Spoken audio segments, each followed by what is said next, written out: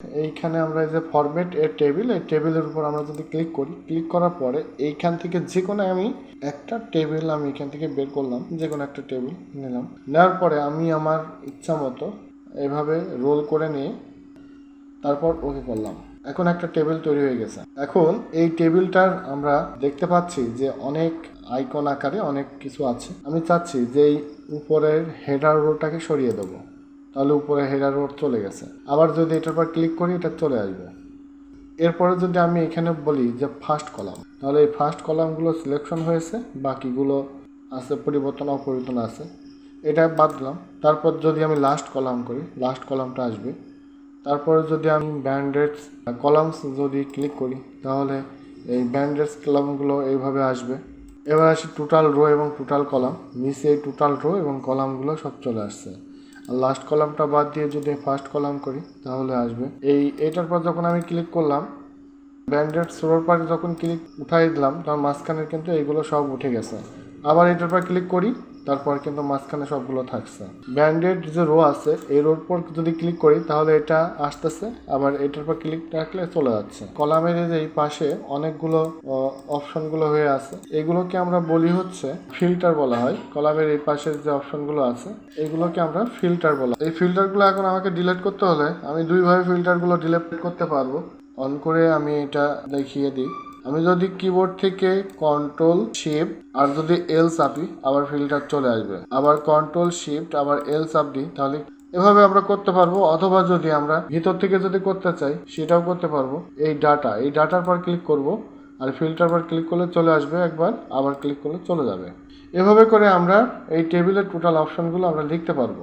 এখন আমরা দেখতে যাচ্ছি এই টেবিলের মধ্যে আমরা এখন কিছু এই কলামের কিছু ডাটাগুলো আমরা লিখবো। কলামের ডাটাগুলো যখন লিখবো তাহলে এটার এই সাইডটাকে আমরা পিছন সাইডে লিখবো এবং টোটালটাও এই পিছন সাইডে থাকবে। এই জন্য আবার আমি ডিজাইনের উপর ক্লিক করলাম, ক্লিক করে আমরা ফার্স্টটাকে রেখে দিয়ে লাস্টের অপশন রাখলাম। রাখার পরে এবার এই কলামের এখানে আগে থেকে করে রাখছি সেইগুলো আমি এখানে কন্ট্রোল ভি চাপ দিই। ওকে, আমি এখানে কয়েকটা কলম এখানে লিখে রাখলাম। এই টোটালটাকে আমি এভাবে সিলেকশন করে নিয়ে তারপরে হচ্ছে আমি ডান বাটন ক্লিক করে এখন যদি আমি ডিলিট করে দিই তাহলে ডিলিট হয়ে গেছে। আমি চাচ্ছি যে এইখানে এর মধ্যে আমার আর একটা এরকম একটা সেল বের করতে যাচ্ছি, আর একটা কলাম আমার লাগবে। সেম এরকম সিলেকশন করব দিনাজপুর, এইখান থেকে শুরু করে ডান বাটন ক্লিক করার পরে এবার ইনসার্টে যে যদি আমি টেবিল টু লেফট এটার উপর ক্লিক করি তাহলে একটা কলাম এখানে বের হয়ে গেছে। এখন এইটাকে আমি যদি আবার এখানে কন্ট্রোল এক্স চেপে যদি আমি এইখানে কন্ট্রোল ভি চাপি তাহলে এটা হয়ে গেছে। আর এইখানে আমি লিখে রাখলাম টাকা। এখন আমি চাচ্ছি যে আমার এই কুষ্টিয়ার এই পাশে আমার আরও কিছু সেল টেবিল লাগবে, টেবিলের কলামস লাগবে। এখন এই কলামস কমপ্লিট হওয়ার পরে আমি এখানে এই কলামসের নাম হয়ে গেছে। এখন টেবিলটাকে আমার এখানে দেখতে ছোট লাগতেছে, তাহলে এখানে ডবল ক্লিক করি, অর্থাৎ এই জায়গায় ক্লিক করলে এই যে প্রোডাক্টস নেম চলে আসছে, ডেট চলে আসছে, সমস্ত ডিটেলস এখানে চলে আসছে। এইখানে আমি টোটাল 10টা সিরিয়াল নাম্বারগুলো আমি একটু কাউন্ট করে ফেলি, কাউন্ট করে নিয়ে এটা মাঝখানে দিই। এখন এটা আমি এইভাবে টেনে নিলাম, টেনে নিয়ে টোটাল আমার এখানে হলো 12টা। এখন আমি এখানে কন্ট্রোল ভি চাপলাম, আমি আগের থেকে করে রাখছিলাম সেগুলো কন্ট্রোল ভি চেপে এখানে এখন আমি এই তথ্যগুলো এখানে রাখলাম।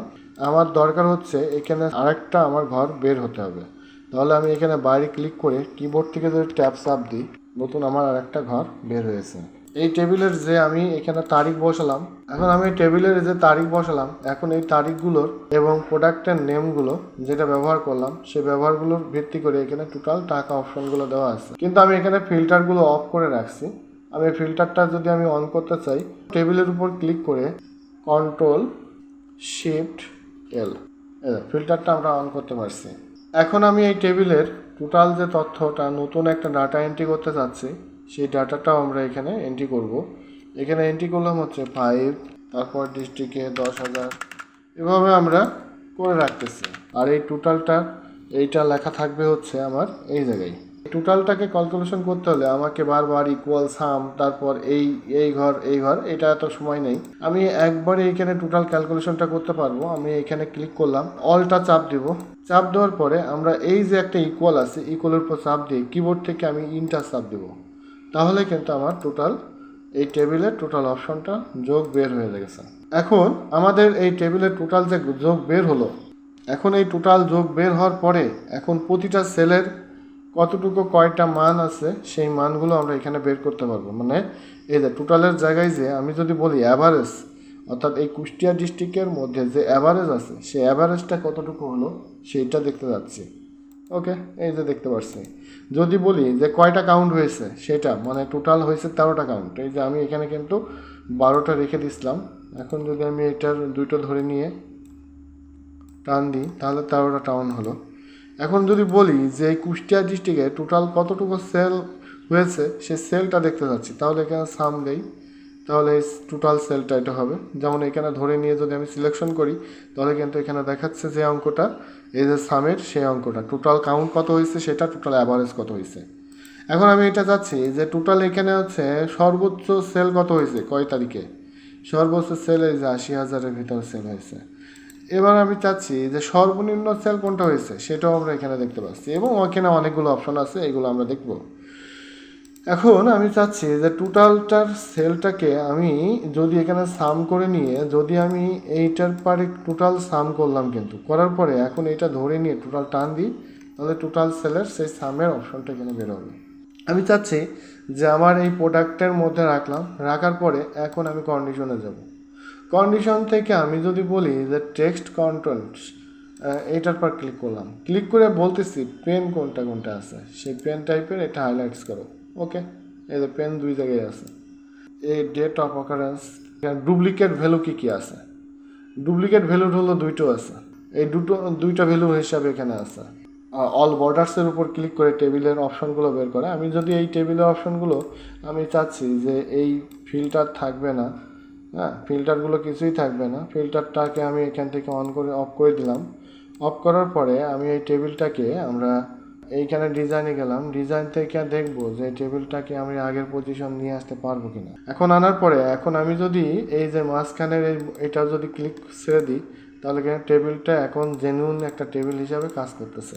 দেখাতে যাচ্ছিলাম সেটা হচ্ছে যে কন্ডিশনের মধ্যে আমি কিছু ভিডিও বানিয়ে রাখছিলাম, সেই ভিডিওগুলোর ভিতরেও এই অপশনগুলো বলে দেওয়া আছে। যেমন এইটার মধ্যে যদি আমি এতটুকু ভিতর রেখে দিয়ে যদি আমি কন্ডিশনে যে বলে দিই যে টোটাল টপ লেভেলের সেল কতটা আছে, টপ 10টা সেলের কি আছে, এই অপশনগুলো কিন্তু আমি আগের ক্লাসে যেগুলো ব্যবহার করছি এই টেবিলের মধ্যেও সেম এইভাবে ব্যবহার আমরা করতে পারবো। আর একটা ব্যাপার হচ্ছে যে ডবল টেবিল আমি যদি ব্যবহার করি সেই ডবল টেবিলের ভিতরে কিছু প্রবলেম আছে। টেবিলের দুটো লাইনকে আমাকে আগে কপি করতে হবে, Ctrl+C, তারপরে হচ্ছে আমি এইখানে যে Ctrl+V চাপ দিলাম। এখন এই টেবিলটাকে আমি যদি ডিজাইন করি,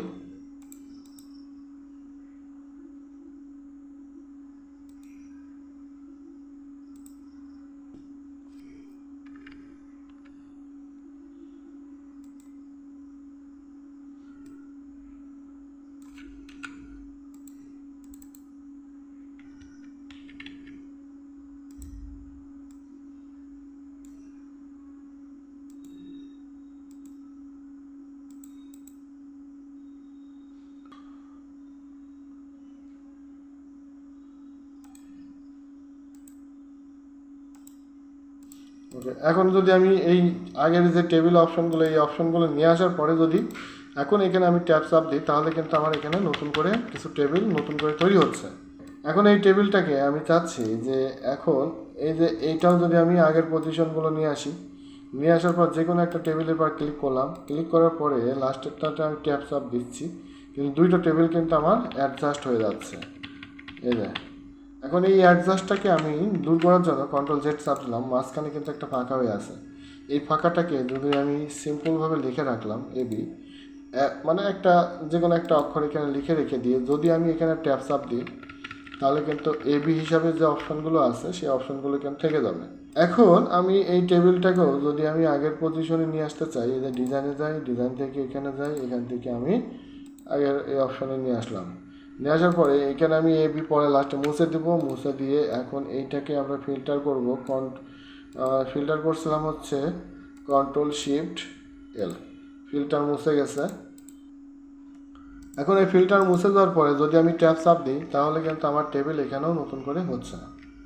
ওকে, এখন এইখানে ট্যাপ চাপ দিলে কিন্তু আমার হবে না, আমাকে ট্যাপ চাপ দিতে হবে অবশ্যই টেবিলের মাঝখানে। এভাবে করে আমরা একাধিক টেবিল এবং 2 বা ততোধিক টেবিল আমরা মাইক্রোসফট এক্সেলের মাধ্যমে আমরা টেবিলগুলো তৈরি করতে পারবো।